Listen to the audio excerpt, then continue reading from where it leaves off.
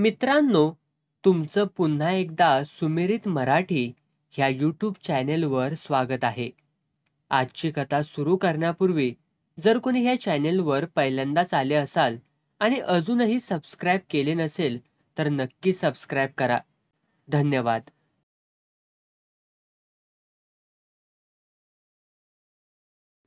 आईच्या मृत्यूनं फार मोठी समस्या सुटली होती. जणू आई हे जग सोडून जाताना ज्ञानूच्या सगळ्या चिंता काळजांची मोठ बांधून घेऊन गेली होती. सगळ्या अडचणींना विहिरीत खोल बुडवून गेली होती. आजवर काडीचं काम न करणारा रावजी उत्साहानं कामाला लागला होता. 24 तास तो मळ्यातच पडून होता. इतर मजुरांवरती देखरेख करीत स्वतः त्यांच्याबरोबर राबत होता. रावजीमधील हा बदल गावकऱ्यांना स्तिमित करणारा होता. ज्ञानूला तर आश्चर्याचा आनंदाचा धक्काच बसला होता. तुम्हाला कामाची सवय नाही बाबा, तुम्ही विसावा घ्या, नुसती देखरेख करा, असं ज्ञानू बोलला तर रावजी म्हणायचा, काम न करताच कामाची सवय कशी रे होणार? मी हातनं होतंय तेवढंच करतोय का जादा करतोय? तुझी आई काम करायची तेव्हा मी बसून खाल्लं तर चालत होतं. तिच्या माघारी मीच घरातला मोठा माणूस आहे नवं, मग मी काम करायला नको का? एक दिवस मारुती पवारनं ज्ञानूला आपल्या वाड्यावरती बोलवून घेतलं. चिरेबंदी चौसोपी वाड्याच्या मध्ये प्रशस्त चौक होता. पुढल्या सोप्यात दरवाजाला लागून एक त्याची बैठक होती. शुभ्र तलम झुळझुळीत शर्ट नि शुभ्र करवत काठी धोतर अशा वेशात दुपारचं जेवण घेऊन मारुती पवार पान खात कडीपाटावरती बसून हलके हलके झोके घेत होता. या जावई बापू, जेवण झालं का? जेवूनच आलोय मामा, जोत्यावरती पायतान काढून ठेवत ज्ञानूनं सांगितलं. आणि पवारासमोरच्या बैठकीवरती तक्क्याला पाठ देऊन बैठक मारली. घ्या, पान खावा की? नको, वाटेतच लखू पाटलानं पान खायला दिलं. म्हणजे आमच्याकडं काय बी घ्यायचं नाही असं ठरवल्यालं दिसतंया. तसं काही नाही मामा, पाणी पितो की. अहो पण तुम्हाला पाणी द्यायला सुमी कुठाय घरात? पवार हसत हसत बोलला. तोच सुमी शेजार घरून परतली. तुमची तपश्चर्या मोठी दिसत्या बाबा. तुम्ही पाणी मागितलं आणि सुमी हजर झाली. सुमे, पाणी दे ग बाई आणून. सुमी लाजून आत पळाली. हे अहो जावो काय लावलंय तुम्ही मामा? जावयाला अरे तुरे बोललो आम्ही तर लोक काय म्हणतील? आणि तुम्ही रुसून बसला म्हणजे? अहो जाऊन उगीच परकेपणा वाटतोय. मला नाही ते आवडत. बरं, तुला मी का बोलवलं अशीन ह्याचा काय अंदाज? तुम्ही सांगितल्याशिवाय मला हो कसं कळणार मामा? सांगतो तर. हे बघ ज्ञानू, तुमची लग्न औंदाच करायला पाहिजे ती. नाहीतर 3 वर्ष करता येणार नाहीत. खरं का नाही? बरोबर आहे की. ह्या वैशाखाला आम्ही 2 लग्न करावी म्हणतो. सुमीचं एक आणि वसंताचं एक. आता तुझं सुमीचं तर नक्की ठरलं याच. ठरवलं नव्हं का त्यात आणि बदल हाय? डोळे बारीक करून आणि भुवयामध्ये आकरसून पवारानं किंचित हसत ज्ञानूकडे बघत विचारलं. त्यात बदल कसा करायचा? माझं सुमनचं ठरलंय, त्याऐवजी फार तर बदल करून सुमनचं आणि माझं ठरवावं. ज्ञानू गांभीर्याचा आव आणून बोलला आणि पवार ठसक्यानं हसला. मग गडगडून हसतच राहिला. त्यात काय बदल करायचा ते तुमचं तुम्ही बघा. आता महत्वाचं म्हणजे वसंताला तुमची लक्ष्मी करावी असा विचार झालाय आम्हा भावांचा. त्याच्या बाचं बी कालच मुंबईसनं टपाल आलंय. तुम्ही ठरवाल त्यात मी हाय असं त्यानं लिहलंय. आता आम्ही मस्त ठरवू व्ह, पर तुझा विचार घ्यायला पाहिजेच की. दुसऱ्या कुणाचा मध्यस्थ घालण्यापरीस म्हटलं तुला सरळ विचारावं. तवा काय ते बोल बघू. मनात काय बी आडपडदा ठेवू नगस. वसंताला लक्ष्मी दिली तरच आम्ही बी सुमी तुला देऊ असं बी काय नाही आमचं. तुला आम्ही आपलंच मानतो. लक्ष्मीला दुसरीकडं द्यायची तुझ्या मनात असल तर सांग तसं. आम्ही आनंदानं मदत करू. असं बोलून तुम्ही मला लाजवताय मामा. वसंतासारखा पोरगा आणि तसलं घरानं इलाख्यात शोधून सापडल का? कुणीही 5-10 हजार हुंडा मोजून दारापुढं तांदूळ टाकून देईल. आता ती ताकद आज तरी आमच्याकडं नाही. मग आम्ही कसं म्हणणार वसंताला तुम्ही लक्ष्य करा म्हणून? हे बघ, हे साटलोट करायचं म्हणजे आम्ही तुला हुंडा देणार नाही का वसंताचा हुंडा आम्ही घेणार नाही. आता आम्ही एवढं करू, आमच्या घरातलं हे पहिलं कार्य आहे, तेव्हा दोन्ही लग्न आमच्या दारापुढं एकाच मांडवात करू. तुझ्या पदराला एक्का पैसा खार आम्ही लागू देणार नाही. मग तर झालं नव्हं. आमच्या अपेक्षेपेक्षाही जास्त झालं हे मामा. मग आम्ही तयारीला लागावं का? साखरपुडा तेवढा करून टाकू लागलीच. हा हा, चालेल की. ए सुमे, अगं नवऱ्याला पाणी आणून देत्यास नव्हं, का हिर काढून आणत्यास? पवार स्वयंपाक घराकडं तोंड करून ओरडला आणि मग गडगडून हसत बसला. रावजी आता रातध्यान मळ्यातच असतोया म्हण. हा, तसं झालंय खरं. आई वारल्यापासून काम करायचं, घर प्रपंचात लक्ष घालायचं बाबांनी मनावर घेतलंय. आता तुमचं घर रांकला लागलं बघ. मी का दिवृषी ज्योतिषी नव्ह, पर ज्ञानू, तुझं भविष्य मी कवाच वळिकलं होतं बाबा. ते कसं काय? अरे धडपडणाऱ्या माणसाचं कष्ट कधी बी वाया जाणार नाही ती बघ. लात मारीन ततनं पाणी काढीन अशी धमक अंगात असली की दगडातनं पाजर फुटतोया बघ. मी हातावरल्या रेघा बघत नाही, राबणाऱ्या हातावरली घट्ट मला सांगत्या ती. ह्या माणसाच्या गळ्यात लक्ष्मी माळ घालणार. तुला खोटं नाही सांगत म्या. आमच्या सुमीसाठी 100-125 एकर जमीन असणार वतनदार पाटील हुमरं झिजवत होतं तर आमच्या पोराला पोरगी द्या म्हणून. पर बापजाद्यांनी मिळवल्यालं खात बसणाऱ्या ऐदी पोराला माझी पोरगी द्यायला मी काय खुळा आहे व्हय? पोरग गरिबाचा असं ना, पर ते कष्टाळू पाहिजे, हिम्मतवान पाहिजे आणि जिद्दीनं काम करणारं पाहिजे. पवाराचं बोलणं चाललं होतं, एवढ्यात सुमी 2 ग्लासात सरबत घेऊन आली. सरबत? पाणी आणाया सांगितलं तर सरबत आणलीस व्हय? म्हणजे नवऱ्याची काळजी आत्तापासूनच घ्या लागलीस म्हण की ग. आम्ही सरबत मागितलं तर पाणी मुश्किलीनं इथपर्यंत मिळतया. काय तरीच काय. सुमीला अजून उद्गारली आणि दोघांच्या हाती सरबताचे पेले दिले. पान खाल्ल्याला चूळ भराया तर पाणी घेऊन ये, का सरबतानं चूळ भरायची आता? पाणी आणतो की, थांबा. सुमी गडबडीनं पाणी आणायला गेली. सुमीला गावातच द्यायचं आणि एक कारण बी हाय ज्ञानोबा. आम्ही तिघं भाव हाय ते तुला ठाव हायच. दोघं तर कायम मुंबईला मिलात राबत्याती. मधल्याला आणि धाकल्याला मुलगच हाय ती. म्हणजे तिघा भावात एकच पोरगी. मला तर ती एकलीच हाय. म्हणजे ही जरा लाडकीच हाय म्हण की. तर ती कायम आमच्या डोळ्यापुढं असावी ही आमची इच्छा. सुमी पाण्याचा तांब्या घेऊन आली. दोघांनी चुळा भरून सरबत प्याले. सुमी रिकामे ग्लास घेऊन आत गेली. पवार कडी पाटावरनं उठून पितळी पानपुड्यासह बैठकीवरती येऊन बसला. दोघही पान खाऊ लागले. बाहेर बैलगाडी आल्याची चाहूल लागली. वसंत आला वाटतं माळ्यासनं. आमचा वसंता बी राबायला लय ताट, कामाला घन्ना म्हणत नाही बघ. आता शाळा मातूर त्याला जमली नाही बाबा. शाळेत घातलं होतं त्याला, पर त्याचं मनच काय बुकात रमना. त्याला शात आणि गुरढोरं ह्यांचं याडलंय. काढलं मग शाळेत आणि घातलं शेतीत. गाडी बाहेर सोडून वसंता बैल आत घेऊन आला. चौकातच एका बाजूला खुटं रवली होतीत, तिथं बैल बांधून तो बैठकीकडच्या सोप्यात आला. अजून जेवणार असशील, एवढा उशीर मग का र? तो लाल्या म्हार मेला नव्ह, तिथं थांबलो घटकाभर. मेला म्हणजे कुणीतरी मारलंय त्याला. हा? लाल्या महाराचा खून? आईला महारोग्याचा खून करून काय मिळवलं मारकऱ्यांनी? कुणी खून केला? ज्ञानूनं विचारलं. ते काय अजून बाहेर पडलेलं नाही, पर लोक बोलत होतत त्याच्या पोरांनीच मारला असणार. त्याच्या पोरांनी? पवार आश्चर्यानं उद्गारला. मला नाही हे खरं वाटत. अरे तो येत नव्हता इकडं तर थोरल्या पोरानं मिनतवाऱ्या करून त्याला हकडं आणलं. बारकीत झोपडी बांधून दिली. भाकरी सुदीक पोचतं करीत होतं म्हणत्याती तर. एवढ्या अगदीनं महारोग्याला का बलावून आणला असेल विचार करा की. अव तो काशी रामेसूर ते करून आला होता. पंढरपुरात बी बरीच वर्ष होता. भीक मागून लय पैसा गोळा केलता म्हण. 5-10 हजार तर सहज असतील म्हणा की.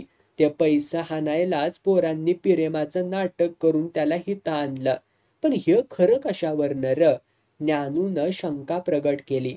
अरे बाबा, त्या झोपडीतली त्याच्या मागची सगळी जागा खांदल्या, म्हणजे तिथंच कुठंतरी त्यानं पैसे पुरून ठेवल्या असणार तर. काल रात्रीच गळ्याला कासराचा फास लावून मुर्दा पाडलाय त्याचा. त्याला पुरून टाकायला लिंगाई वाड्याच्या किंजाळात खड्डा बी खणला होता. पर पाटलांच्या वस्तीवरचं गडी तमाशाला गेले होते बोरगावला. ते रात्री उशिरा आलं तर आणि मळ्याकडं गाडी घेऊन गेलं तर. ती वाट ततनच जात्या नव्ह. त्यासनी बघून खून करणारं गेलं तर की पळून. हे खरं बी असल. पवार मान हलवत गंभीरपणे बोलू लागला. हे कलियुग आहे बाबांनो. पोरं आईबाप वळखणार नाही ती. नुसतं स्वार्थ. सवता राबायानं ग ऐत पाहिजे. स्वार्थापायी आईला मारते आली, बापाला मारते आली. कसलं बी पाप करायला मागं पुढं बघणार नाही ती. भीक मागून गोळा केलेल्या पैशापायी बापाला पोरांनी ठार करावं म्हणजे र काय. माणसं राखूच झाल्या ती. पाप भयंकर वाढलंय. मग पाऊस कसा र पडणार. लाल्या मेला ते बी बरंच झालं म्हणायचं. त्याच्याकडं बघायचं होत नव्हतं बघा काका. सारं अंग कुजल्याला आणि झडल्यालं. काय करायचं व जगून. काय हाय वसंता, माणूस जित्ता हाय तवर घ्यायचं. काय बी झालं आणि किती बी त्रास झाला तरी बी त्याला जगावा असंच वाटतं यार. आणि ते बरोबरच हाय. चुकून माणसाचा जन्म मिळतोया. मेल्यावर काय होतंय कुणी र बघितलंय. आणि माणसाची वासना अडकलेली असते की ह्या जगात. हे सारं सोडून जावं असं कसं वाटल र त्याला. आता ज्ञानोबा माऊली सारख्या संताचं यगळं. खुशीनं समाधी घेऊन ह्या जगातनं निघून जाणार. पर त्यांची गोष्ट निराळी. त्यांची गोष्ट यगळी. आपण आडमाड माणसं. आपली गोष्ट यगळी. ज्ञानू जेवतोस का र मग. माझ्या बरोबर बस चल की. वसंतानं आग्रह केला. मी घरून जेवूनच आलोय. तू जेव जा. मीही निघतोच आता. मळ्याकडं जायचं आहे मला. ज्ञानू उठला आणि मारुती पवाराचा निरोप घेऊन वाड्याबाहेर पडला. लाल्या महाराला त्याच्या पोरांनी मारलं. स्वार्थासाठी पोरांनी जन्मदात्याचा खून केला. महारोग्यानं भीक मागून गोळा केलेलं धन हस्तगत करण्यासाठी मनुष्य हत्येचं, पितृहत्येचं पातक करायला मारेकरी कचरले नाहीत. हे कलियुग आहे. मुलं आईबाप ओळखणार नाहीत. बेसुमार पाप माजलं म्हणून पाऊस पडत नाही. पैशासाठी बापाचा खून केला असेलच. त्याचबरोबर बाप महारोगी होता हेही एक कारण त्या खुनामागे असणार. होय, महारोग हेही कारण असणारच. ज्ञानू दिवस बुडण्याच्या टिपणाला विहिरीच्या धावेवर बसून विचार करीत होता. कुटुंबात एखाद्याला महारोगाची लागण होणं म्हणजे ते कुटुंब समाजातनं माणसातनं उठणं. आणि कुटुंब वाचवायचं असेल, त्याचं भविष्य सुरक्षित ठेवायचं असेल, प्रतिष्ठा टिकवायची असेल तर त्या महारोग्याला आयुष्यातूनच उठवणं. तो मेला तर अतिशय उत्तम. नाही लवकर मेला आणि महारोगी लवकर मरत नाही तर मग हे असं घडतं. सर्वांच्या कल्याणासाठी काही वेळा हे घडवून आणावं लागतं. परक्या महारोग्याला सहानुभूती दाखवायला हरकत नाही. त्याला भरपूर भीक घालावी, मदत करावी. पण आपल्याच घरातला कुणी महारोगी असेल तर प्रसंगी निर्दय व्हावं लागतं. किती क्रूर कठोर आहोत आपण. आश्चर्य आहे. लाल्या महाराच्या पोरांच्या दृष्ट कृत्यांचं समर्थन करतोय आपण. पितृहत्येचं समर्थन करतोय. पिता व्याधीग्रस्त झाला म्हणून त्याला ठार करायचं. आपल्या मनातही मातृहत्येचा विचार आला होता. त्या बसरगीच्या घोलात कुटुंबाच्या कल्याणाचा, भवितव्याचा विचार होता त्यात. तरीही हत्येचा तो केवळ विचार होता. प्रत्यक्ष कृतीत आला नाही तो. म्हणजे आपण तशी हत्या केली नाही. आपल्या हातून मातृहत्या घडणं कदापि शक्य नाही. ऐहिक हित साधण्यासाठी का जीवहत्या करायची. मग कुठलीही हत्या समर्थनीय ठरेल. पोटासाठी लुटमार करणाऱ्या, त्यासाठी खूनही करणाऱ्या शिवाप्पाला दोष देता येणार नाही. मग कुठलीही हत्या निषेधार्ह आहे. आपली आई मरण पावली पण आपण तिची हत्या केलेली नाही. आपल्या विचारामुळे तिचा मृत्यू घडून आला नाही. कारण तो विचार आपण कृतीत आणलाच नाही. आईला अपघाती मरण आलं. तिच्या मृत्यूला आपण जबाबदार नाही. तिच्या आयुष्याचा दोर तुटला आणि मृत्यूनं तिच्यावरती झडप घातली. तिच्या मृत्यूनं कुटुंब कल्याणाचा मार्ग सुकर झाला. समस्या सुटली म्हणून आपल्याला समाधान वाटलं का. ते कसं शक्य आहे. तिच्या मृत्यूनं समाधान वाटण्यात क्रौर्याचा आनंद आहे. हत्या करण्याची मानसिक क्षमता नाही म्हणूनच ती टळली. नाहीतर आपण हत्या केलीच असती असा त्याचा अर्थ होतो. आपण जी गोष्ट करू शकलो नाही ती दुसऱ्या कुणाकडून घडल्यावर आनंद मानण्याचा मग अर्थ काय? हत्येचं पातक आपल्याला लागणार. आईच्या मृत्यूचा आनंद मानण्याइतकं अमानुष नाही आपण. आई या जगात नाही यावर कितीतरी दिवस आपला विश्वास सुद्धा बसत नव्हता. आई आपल्या अवतीभवती वावरते आहे असाच भास आपणाला होत होता. आईच्या वात्सल्याचा प्रत्यय देणारे क्षण दिवस रात्र आठवून अनुभवत होतो आपण.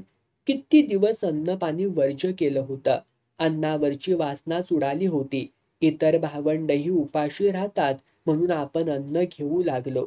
आईचा विसर कधीच पडणार नाही. असा गप्प गप्प का म्हणून बसलायस र पोरा? ज्ञानूनं डोळे उचलून वळून बघितलं. बाबा उभे होते. तो काही न बोलता परत मान खाली घालून गप्प बसून राहिला. कसला विचार करतोयास? तिच्या आठवण किती दिवस करत बसणार आहेस तू? इसरायला शिकलं पाहिजे ज्ञानू. मरणाऱ्या संगट कोण मरतय का? जगराठी चालेल का मग? बाबा त्याचं सांत्वन करीत होते. आईने फार कष्ट केलं. दिवस रात्र राब राब राबली. पण सुखाचे दिवस काही तिला भेटलेच नाहीत. आपल्याला आता चांगले दिवस आले होते. तिचं म्हातारपण आरामात आनंदात गेलं असतं. पण दैवाला ते बघवलं नाही. इकडं सुखाचे दिवस आले आणि ती निघून गेली. खरं आहे तुझं. मी बी तिला कधी सुख म्हणून दिलं नाही बघ. तिला इथं राबायला सासू सासऱ्याची सेवा करायला ठेवून मी मुंबईला गेलो. तिनं कोंड्याचा मांडा करून दिस काढलं तर मी इकडं आलो पर काडीचं काम केलं नाही बघ. तिला राबायला लावलं आणि तिच्या जीवावर मी चैन करीत बसलो. तरी बी तिनं नेटानं परपंच उभा केला. तोंडानं फटकळ होती पर मनानं मायाळू होती. शिव्या द्यायची मला पण काय बी कमी पडू दिलं नाही बघ. तिचा जन्म बघ हाल वनवासात गेला. ती गेल्यावर तिची किंमत कळली मला. पर काय उपयोग आहे आता? बाबा उदास विषण्ण होऊन बोलत होते. आईनं अजून काही दिवस तरी जगायचं होतं. सुखाचा एखादा घास तरी खाऊन जायचं होतं. ज्ञानूचा कंठ दाटून आला. डोळे आसवांनी डबडबले. तिच्या नशिबातच नव्हतं मग कोण काय करणार? सुखाची इच्छा सुद्धा धरली नसावी तिनं. निवड ठेवायचा अवकाश की कावळ्यांची मुरकंड पडली त्यावर. म्हणजे कुठलीच आशा नाही, कुठलीच वासना अतृप्त राहिली नाही. जणू ती मोठ्या खुशीनं निघून गेली. तिला लक्षीच्या लग्नाची काळजी असेल असं वाटत होतं. पण आपल्या मागं सगळं व्यवस्थित होणार अशी खात्री बाळगूनच ती निघून गेली. कसल्या समाधानानं तिनं हे जग सोडलं असेल म्हणायचं. तिनं स्वतःच हिरीत उडी घेतली नाही नव्ह. मला वाटत होतं तिनं रोगाला कंटाळून जीव दिला असल. मी होतो की तिथंच. माझ्या डोळ्यांपुढं ती साबणावरती पाय पडल्यानं घसरून विहिरीत पडली. तू एवढा पवनारा असताना लगेच का म्हणून उडी मारली नाहीस र? मारली की, पण काय बी उपयोग झाला नाही. तानूबाई म्हणत होती ती पडल्यावर तू घटकाभर हिरीत बघत उभा होतास. सगळी आरडत हिरीकडं पळत आल्यावर तू उडी घेतलास म्हणत्या ती. खरं? आश्चर्य आहे. मी विहिरीत बघत उभं राहिल्याचं मला कसं मग आठवत नाही. आई पडल्याबरोबर वडणी हातातनं सोडून लगेच पळत आलो आणि विहिरीत उडी मारली एवढंच आठवतंय मला. तानूबाईला म्हण ती पडताना दिसली. ती लगेच वांग्याच्या वावरातनं इकडं पळत आली. तिचं वरडणं ऐकून रुक्मिणी आणि नामूबी घरातनं पळत आले. पर ती म्हणत्या तू गप्पच उभा होतास म्हणून. डोळ्यांपुढं आई विहिरीत बुडत असताना कुठला मुलगा गप्प बसेल? तिला बुडताना मी बघत राहीन? मी बी तेच म्हणतोया. तुझ्यावर किती जीव होता तिचा. ती हिरीत पडल्यावर कसं र गप्प राहशील तू? तानूबाईचीच बघण्यात काहीतरी चूक झाली असल. दिस बुडाला की र. उठतोयास नव्ह? जा की आता घराकडं. आणखी थोड्या वेळानं जातो मी. तुम्ही बैलांपुढं वैरण टाका थोडी. मी येतोच. रावजी निघून गेल्यावरही ज्ञानू बसून होता. त्यानं मुद्दामच बाबांना घालवलं होतं. त्याला एकांत हवा होता. एक वस्तुस्थिती आजवर त्याचं मन स्वीकारायला तयार नव्हतं. आता त्याची मानसिक तयारी झाली होती. रावजीनं बोलून दाखवलेल्या शंकेनं त्या वस्तुस्थितीची जाणीव आता स्पष्ट झाली होती. ठळक, रेखीव स्वरूपात ती पुढे आली होती. आई विहिरीत बुडून मरताना ज्ञानू स्वस्थ उभा होता. उघड्या डोळ्यांनी आई विहिरीच्या तळाला जाताना बघितलं होतं आणि तरीही तिला वाचवण्यासाठी त्यानं कुठलीच हालचाल केली नव्हती. उडी घेतली नव्हतीच. आरडाओरडा सुद्धा केला नव्हता. रावजीला ही गोष्ट पटली नव्हती. ज्ञानूच्या मनाने ही गोष्ट आता वस्तुस्थिती म्हणून स्वीकारली होती. उशिरा का होईना पण सत्याला तो सामोरा गेला होता. अंगावरून वारं गेल्यासारखीच अवस्था झाली होती तेव्हा. सगळे त्राण नाहीसे झाल्यावर कुठलीही क्रिया, कसलीही हालचाल कशी घडणार? पण असं व्हावंच का? आई घसरून पडून धडपडत असताना तिला वाचवण्यासाठी 2 उडीतच तिच्या जवळ पोहोचलो होतो. तिला वाचवण्यासाठी आपली अंतःप्रेरणाच जबरदस्त होती म्हणून ती वेगवान कृती आपल्या नकळतच घडल्यासारखी घडून गेली होती. पण ती विहिरीत पडल्यानंतर आपण उडी घेतली नाही. टाकली असती उडी तर आई नक्कीच वाचली असती. आई वाचायला नको होती म्हणूनच आपण निश्चल थांबलो. होय, ही गोष्ट कबूल केलीच पाहिजे. त्या काही क्षणातच आपल्या अंतर्मनातून उठलेल्या स्वार्थी विचारानं आपले भान, त्राण नष्ट केले. आपल्या जाणीवा नाहीशा केल्या. आपल्याला जखडून टाकलं आणि उडी टाकण्यापासून परावृत्त केलं. आपल्याला आईचा मृत्यू हवा होता. आईच्या मृत्यूची इच्छा नेणिवेत दडून बसली होती. ती त्या क्षणी उसळून जाणिवेत आली होती. आईच्या मायेमुळं, आपल्यावरील सुसंस्कारामुळे आपण तिची हत्या करू शकलो नाही. पण तिच्या मृत्यूमुळे सगळे प्रश्न सुटतील ही आशा मनात दबा धरून बसली होतीच की. आपल्या हातून घडलं नाही ते अपघातानं घडवून आणताच आपल्या इच्छापूर्तीच्या क्षणी तिला वाचवण्याची कृती घडू शकली नाही. आपण थंडपणे निर्विकार डोळ्यांनी आई मरण्याची वाट बघत थांबलो. एकदा बुडून परत वर आलेली, हातपाय वेडे वाकडे मारत तरंगत राहण्याची धडपड करणारी, नाकातोंडात पाणी जाऊन गटांगळ्या खाणारी, आपल्याकडे एकदा नजर टाकून बोलण्यासाठी तोंड वाचलेल्या अवस्थेतच परत बुडून तळाशी जाणारी आई. ते सगळे क्षण आपल्या नजरेनं मनावर कोरून ठेवलेत.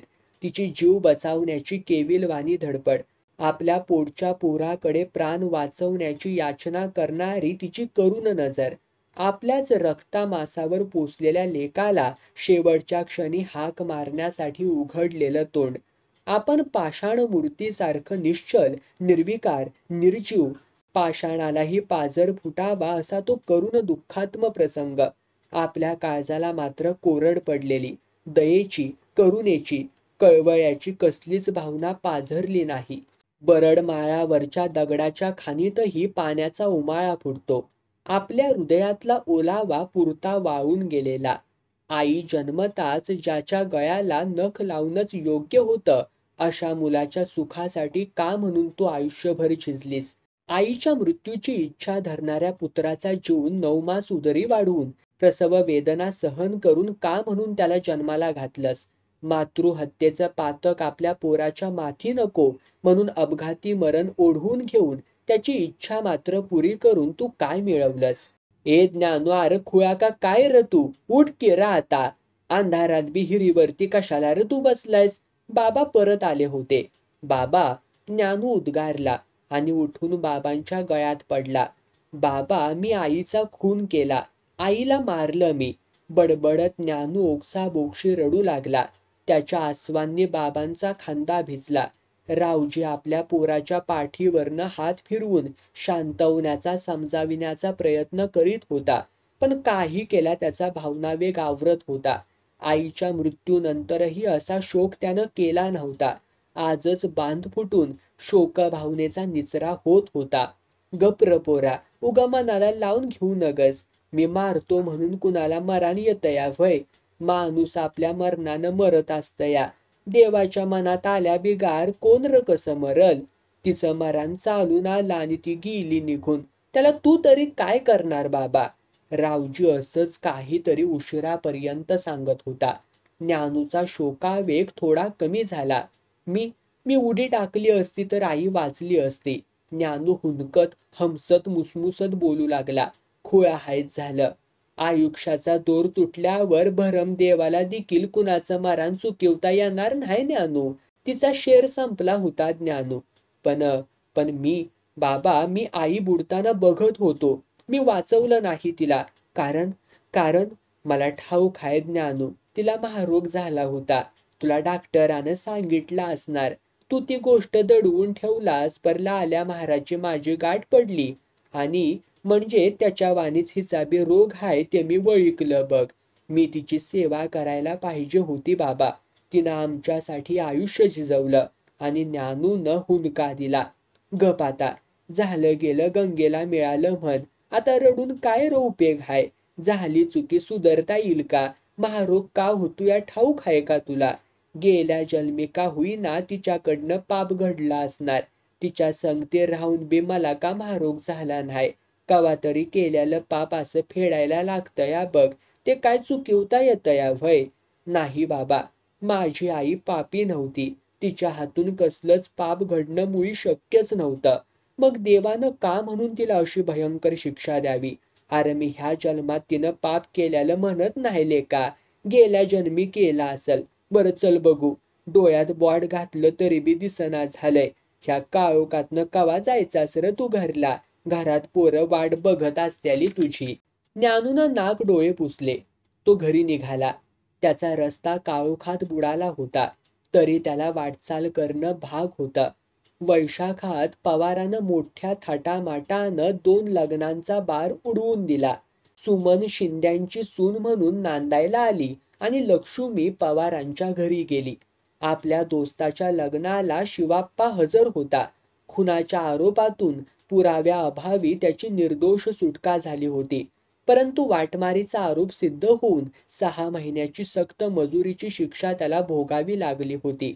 जेलातून सुटला ते थेट राजुरीला ज्ञानूचं तांदूळ टाकायला धावून आला होता. या वर्षी पावसाला लवकरच सुरुवात झाली होती आणि अधूनमधून तो मुसळधार कोसळत होता. ओढ्या नाल्यांना तुडुंब पाणी आलं होतं. ज्ञानूच्या मळ्यातली विहीर काठोकाठ भरून ओसंडून वाहत होती. अवर्षणाचा काळ मागे पडला होता. शेतावावरातनं पिकं तरारून येत होती. लोक गतसालच्या दुष्काळाचं दुःख विसरून दारच्या सुकाळाचं आनंदानं स्वागत करीत होते. काळाचा ओघ झपाट्यानं वाहत होता. ज्ञानूचे दिवस तरुण होते. समृद्धीनं संपन्न होते. सुखा समाधानाने समारंभित होते. यश त्याच्या अंकित होतं. हाती घेतलेल्या मातीचंही सोनं होत होतं. मारुती पवारानं दूरदृष्टीने पाहिलेलं उज्ज्वल भविष्य वर्तमानात उतरत होतं. शिंदे कुटुंबाची भरभराट स्तिमित करणारी होती. ज्ञानूच्या इच्छा आकांक्षांची पूर्ती घडवून आणणारा तो काळ होता. ज्ञानूनं मळ्यातली विहीर तळातून बांधून काढली होती. विहिरीवरती पंप बसवला होता. 30-40 एकर रान त्यानं खरेदी केलं होतं. जुनं घर विकून प्रशस्त जागा घेऊन भव्य चौसोपी चिरेबंदी वाडा बांधला होता. शेतीचा वाढलेला व्याप सांभाळण्यासाठी संपतरावानं मॅट्रिक नंतर शाळा सोडली होती. जयवंता मात्र MA पर्यंत शिकून प्राध्यापक झाला होता. दोघांचेही विवाह झाले होते आणि मातब्बर घराण्यांशी नातेसंबंध जुळले होते. राजुरीच्या आसपासच्या खेड्यांतूनही ज्ञानूची एक भला, उदार हृदयी, निर्मळ मनाचा माणूस म्हणून ख्याती पसरली होती. अनेक लोकांची शिंदेवाड्यात उडबस होत होती. येणं जाणं असल्यानं या भागातलं राजकारण ज्ञानूच्या तंत्रानं चालण्यात धन्यता मानत होते. त्याच्या शब्दाला मान आला होता. त्याच्या मताला वजन आलं होतं. मात्र ज्ञानू प्रत्यक्ष राजकारणात भाग घेत नव्हता.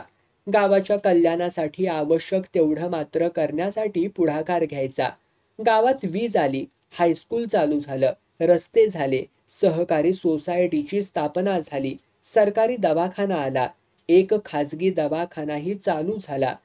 ज्ञानूचा या कल्याणकारी कार्यात मोठा सहभाग होता. मोठ्या प्रमाणात त्याची आर्थिक मदत उपयोगी पडली होती. अडल्या नडल्यांना, गोरगरिबांना तो उदार हस्ते मदत करून त्यांचा दुवा घेत होता, आशीर्वाद घेत होता. शिंदे घराण्याचा वैभवाचा सूर्य माध्यांनी तळपत असतानाच ज्ञानूच्या डाव्या हाताच्या कोपराखाली चंद्राचा 1 रुपया एवढा तुकडा उगवला होता. पण त्याची त्याला मुळी कल्पनाच नव्हती.